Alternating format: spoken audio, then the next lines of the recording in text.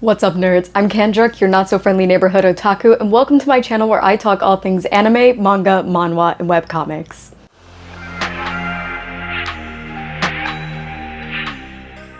Today we're going to be looking at Volume 1 of Jujutsu Kaisen, and I'm going to do a complete overview and breakdown.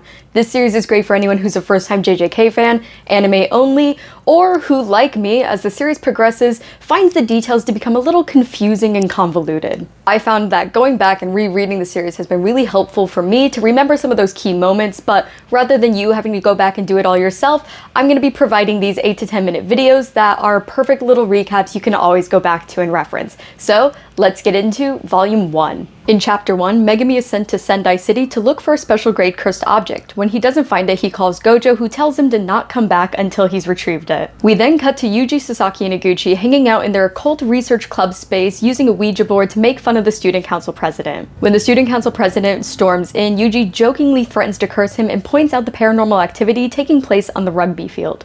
The student council president is tired of the occult club spreading rumors and informs them that they don't meet the 3-member minimum requirement since Yuuji is technically a part of the track and field team. The track and field coach reveals that he rewrote Yuuji's club application because of his extraordinary athletic prowess. Yuuji and the coach challenge each other while Megumi appears on the rugby field. There, he runs into a giant tick-like grade 2 curse lurking atop the goalpost, and he wonders if this has anything to do with the special grade cursed object he's looking for. While out on the field, Megumi bumps into Yuuji, who sprints away at inhuman speed as he goes to visit his grandfather who's dying in the hospital.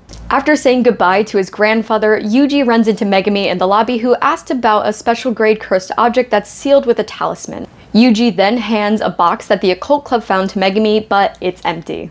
They then run back to the school to find it overrun with curses who are attacking Yuuji's friends attempting to get the special grade cursed object. Yuuji wants to help everyone and is able to save Sasaki.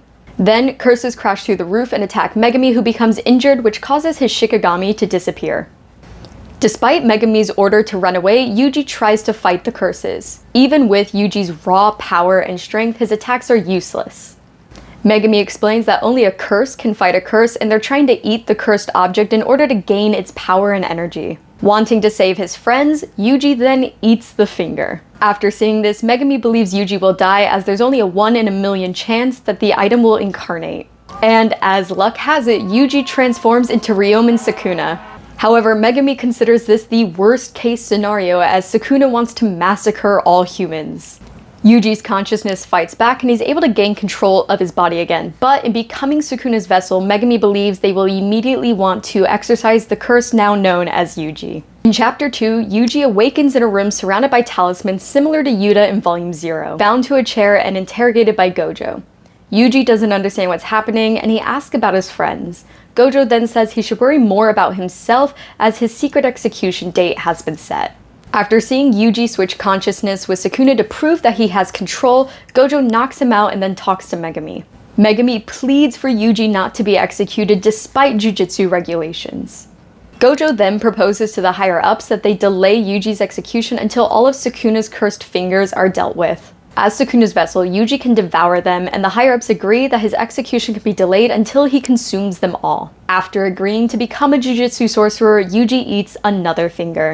In Chapter 3, Gojo takes Yuuji to Jujutsu High to be interviewed by Principal Yaga. On their way to see the principal, Sukuna is displeased with Yuuji's fear of being executed and forms a mouth to speak, noting he does not respect a system not based on strength. Sukuna then promises to kill Gojo first. Delighted by the honor of being the undisputed king of curses target, Gojo tells Yuuji that he'll beat Sukuna in a fight.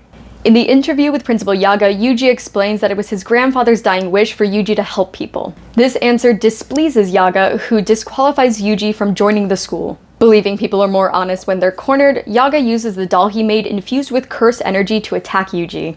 Yaga believes that sorcerers must be extremely motivated and a little bit crazy. They shouldn't take on the job just because someone asks them to. He then asks Yuuji if he's gonna blame it on his grandfather if he's killed by a curse. Yuuji ends up restraining the doll and points out to Principal Yaga that only he can control Sukuna. He doesn't want to hurt people because of Sukuna, and he doesn't want to regret the way he lives. Upon hearing this, Yaga accepts Yuuji into Jujutsu High, but forgets to turn off the incantation on the doll. Yuuji is attacked while reintroducing himself, and then eventually Gojo shows him to his dorm. There, Yuuji says he refuses to stay on the sidelines while the other sorcerers fight. And Gojo explains how Yuuji can be used like a radar to track Sukuna's other fingers. Yuuji and Megumi wait at Harajuku Station while Megumi explains that they only have 3 members in their class due to the rarity of Jujutsu sorcerers. Gojo hypes Yuuji and the new student joining them, Nobara, up with the promise of a tour of Tokyo, but instead he takes them to an abandoned house near a cemetery that's attracted a curse. Yuuji and Nobara are sent in to exercise the curse as a field test to gauge their abilities. Inside the house, they split up and Yuji's attacked by a curse. Since he can't use Sukuna during his field test, Yuuji slices through the curse with the curse tool Slaughter Demon that Gojo gave to him.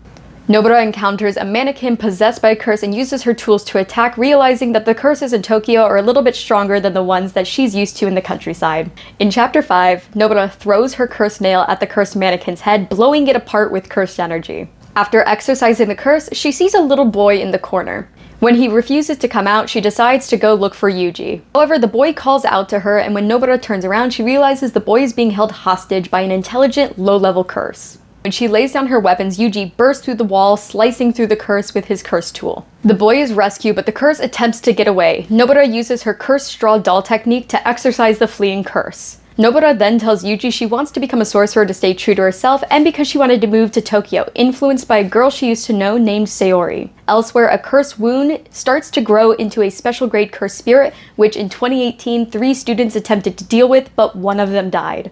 In Chapter 6, Nobara, Megumi, and Yuuji are deployed to manage the cursed womb emergency. They need to locate and evacuate any survivors and not run into the special grade curse. When the students head inside the juvenile detention center, the assistant director lowers the curtain to hide them from the outside world. Megumi summons one of his divine dogs to track the scent of survivors while Yuuji and Nobara reflect on the pile of corpses. Megumi argues that they can't save everyone if they're going to hurt people in the future, which prompts Yuuji to ask why he saved him.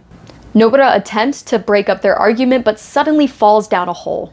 This is when Megumi realizes his white divine dog has been killed and he orders Yuuji to run. However, they're caught off guard when a special grade curse suddenly appears between them. Yuuji tries to go on the offense and attack, but loses both Slaughter Demon and his hand that was holding it due to the curse's attack. Meanwhile, in the darkness, Nobara faces several curses. In Chapter 7, the final chapter in this volume, Megumi falls through the building and summons Nue, his flying Shikigami, to save him from falling to his death. Meanwhile, Yuuji continues to fight the special grade curse despite having no cursed tool and only one hand. He tries baiting Sukuna to switch with him, but Sukuna refuses and threatens to kill both Nobara and Megumi if he does gain consciousness.